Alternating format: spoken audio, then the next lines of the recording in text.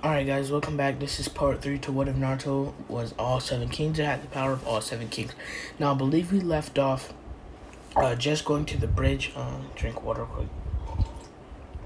I believe we left off Naruto just getting to the bridge. They are ready to start their training. Also, not their training, but Zabuza's attack is about to happen. So yeah, let's get into it. So guys, we have just gotten to the bridge, and the first thing that happened, they start eating lunch, and then Tazna gets working on the bridge, and out of nowhere a heavy mist sets in, and that immediately sends May to run over to protect Tazna, and she sets her own mist, a thicker mist, and lays a lightning barrier around them to protect her and Tazna. Now Haku takes in Sasuke into the barrier. Naruto's not worried about this. He sends the Demon Brothers to go protect Sasuke, and they easily break in and help Sasuke. They fulfill the mist, they get Sasuke out of there, and he ends up knocking out Haku. The twins end up tag teaming and knocking out Haku. Now, after that, all that's left is Zabuza. Zabuza thinks he stands a chance in this situation because Kakashi hasn't had enough time to heal. But now that Mei sees that Haku is dead, not dead, but knocked out, unconscious, she rushes Zabuza, thickening her barrier to protect Tazuna. And then she just electrocutes him, frying him and popping a couple blood vessels, killing him. And she calls this move. I don't know if she calls this move yet. I'm actually gonna think of a pretty decent name for this move. So yeah. After that, Tazuna finishes the bridge, and the bridge becomes the Great Bridge of Izu. Need a drink of water there. So it's the Great Bridge of Izu, and because that's Naruto's pseudo clan here, the Izu clan, and Naruto and companions get back to the village.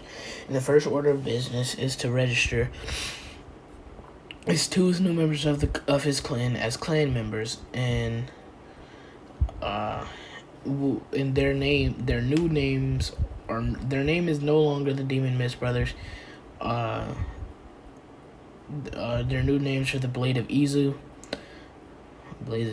So because they're basically Naruto's guardians. And yeah, so after that, Naruto, they do that, and then they go into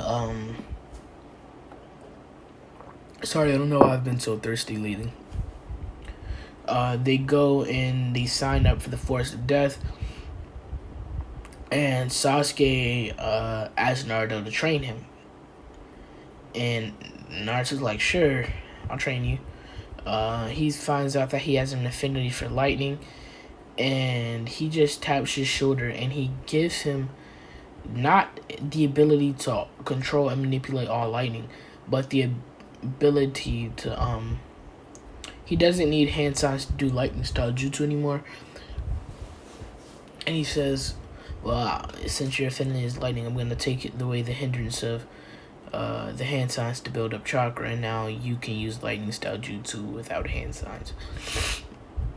And he's like, thanks. So Mei asked Naruto how could she use her fog more effectively instead of hiding behind it. He says that's the entire point of the fog, is to hide up behind it and attack your enemies within it. And there are going to be people that can see through the fog, like the Hyuga or possible Uchiha. If they're like Sasuke eventually, hold on. Sasuke eventually is going to be able to see through this fog, but not right now. So, the members of the Izu clan are summoned, and since Naruto wants to create this clan, he tells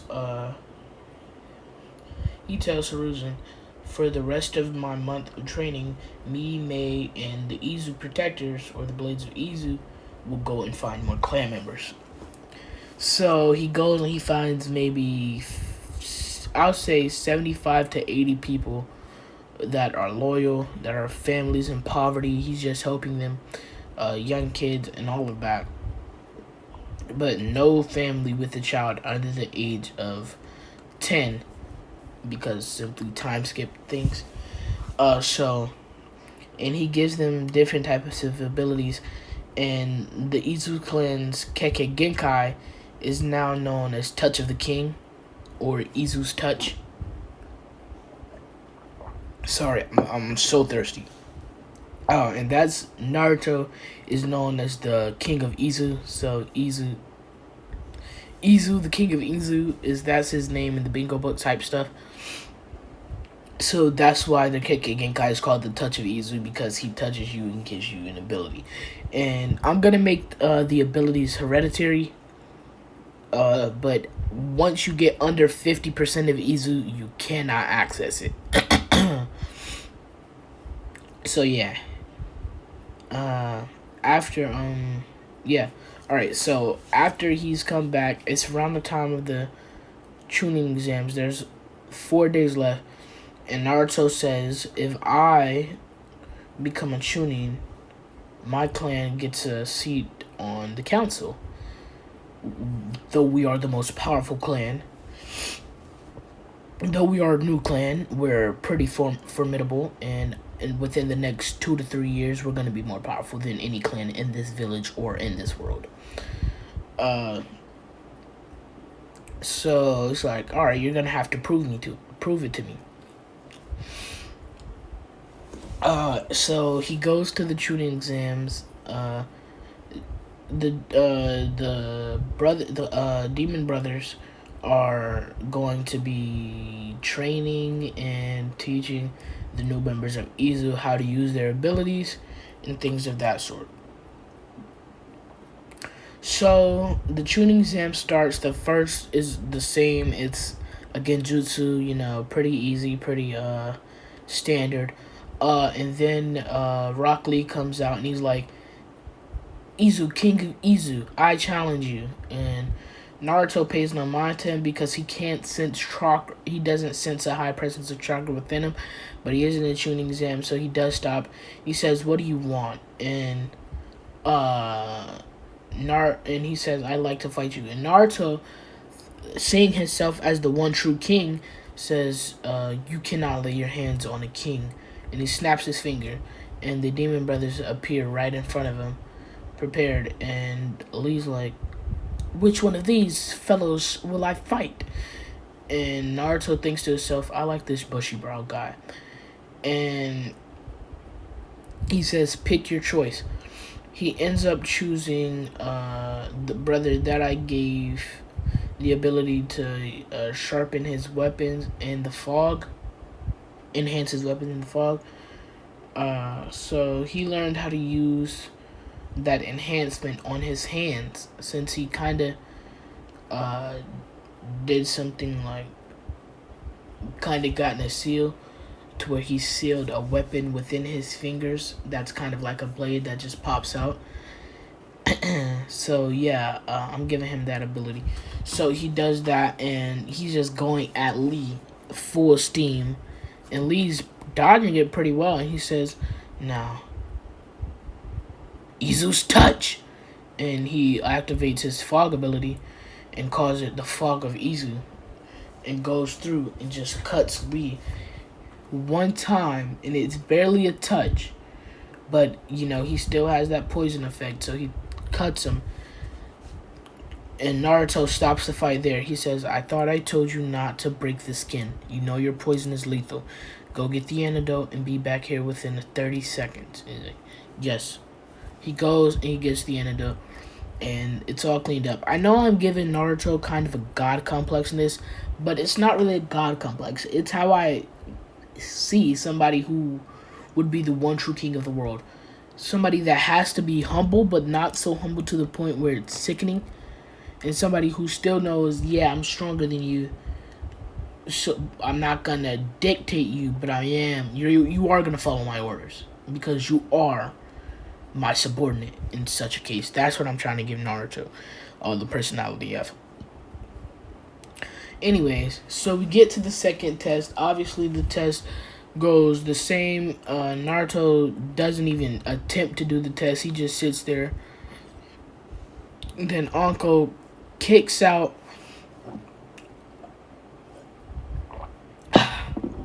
Sorry, I needed a drink of water again.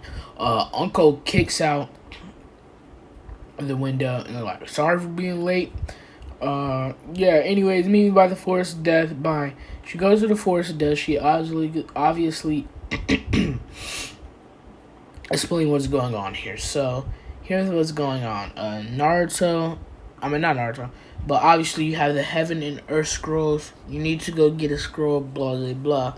Naruto gets in here, and there are actually other Izu clan members in the that are getting now, obviously, because why not?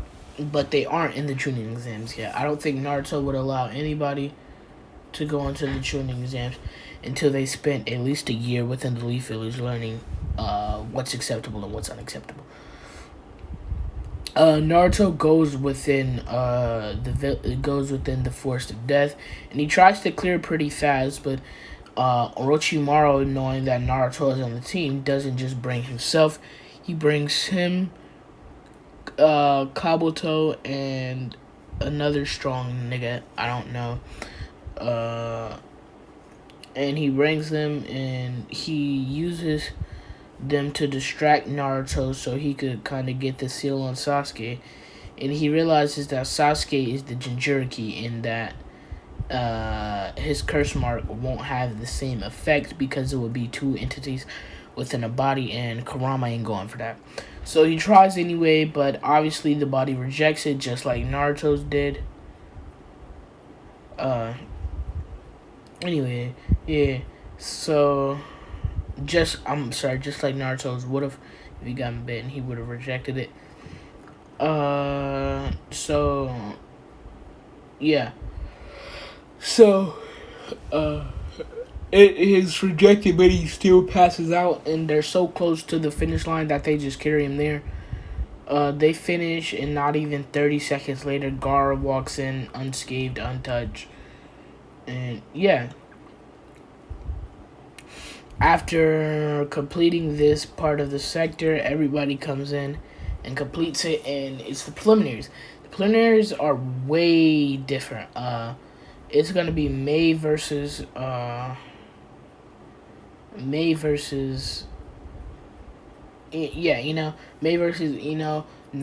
versus Kiba. So that's the same, but there's an additional 3 people of the Sound Ninja, and Hiruzen says just let Sasuke fight all 3 of them. And Sasuke tells the QB, these three people work for Orochimaru. Orochimaru is trying to take you and use you as a puppet in his scheme for immortality. Trying to get in his head, blase blah. Right, and that's going to be his tactic. But we're going to go over the preliminary and the second round in the next part. So like, comment, share, subscribe, and tell a friend who likes anime, because we out.